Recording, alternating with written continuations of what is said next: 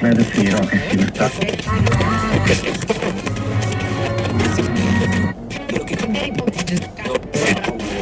So, today, let's start with an image.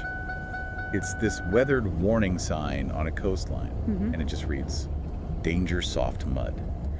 Right, but this isn't just any sign. It's the centerpiece of this year-long experiment by Geza Csosz. An experiment. Oh yeah, a really rigorous one. He went to that exact spot every single morning and took a photo Every morning. at 7:30 a.m. sharp.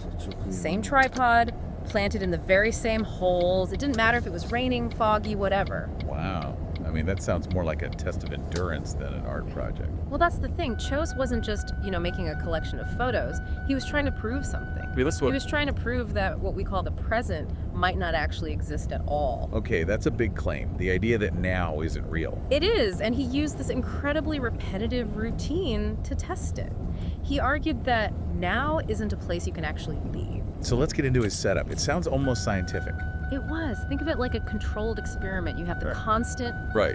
So that's the camera, the framing, the 7:30 a.m. timestamp. Yeah. All the things that never changed. Exactly. And then against that constant, you have the contingency. The variable. The variable, the weather, the tide, maybe a bird flies by. Or someone walking their dog on the beach. Right. The world is just this chaos crashing into the fixed, constant machine of the camera. Usually we think of a photo as capturing a memory, right? Freezing a moment. Yeah, but Csosz was sort of doing the opposite. He was using the camera to neatly separate the past from the future. How did he do that?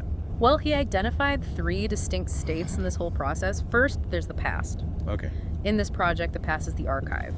The second that shutter clicks, the image is fixed. It's done. It's linear. It's irreversible. Kind of like what Roland Barthes has called the what has been. You can't go back and change last Tuesday's weather. You can't. It's closed. Then you have the future. Which he saw as the opposite, I'm guessing. Completely. He calls it an open field of contingency. At 7:29 a.m., the future is just wide open.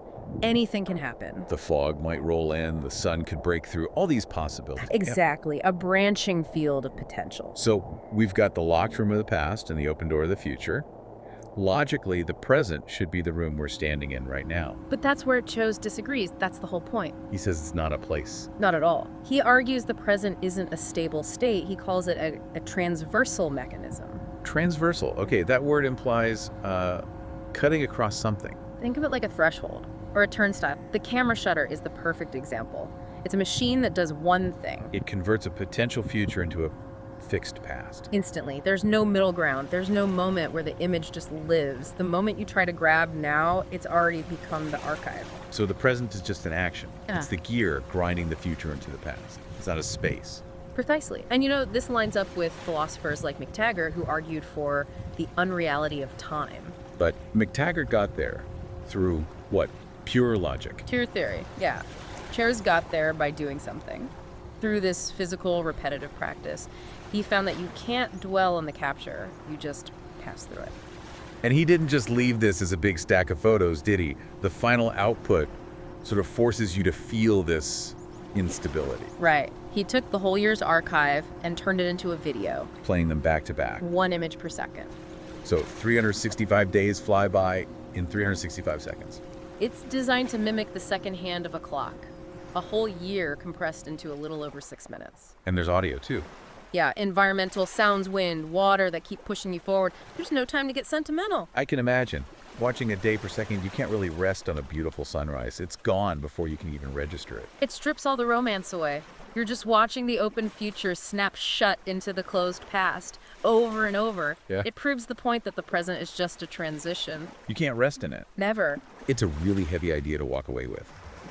If the past is a locked room and the future is an open door, Then the present is just that threshold you're constantly stepping over. it kind of changes how you see time. It's not a river we're floating in. Csosz suggests it's a process we are actively, constantly enacting. Which leaves us with this final, pretty difficult question then. If the now is just this mechanism, where do we actually live? Are we just always remembering what just happened? Or anticipating what's about to happen? Do we ever actually exist in the moment? Or are we just the ghosts in the machine? Something to think about the next time you hear a camera shutter click.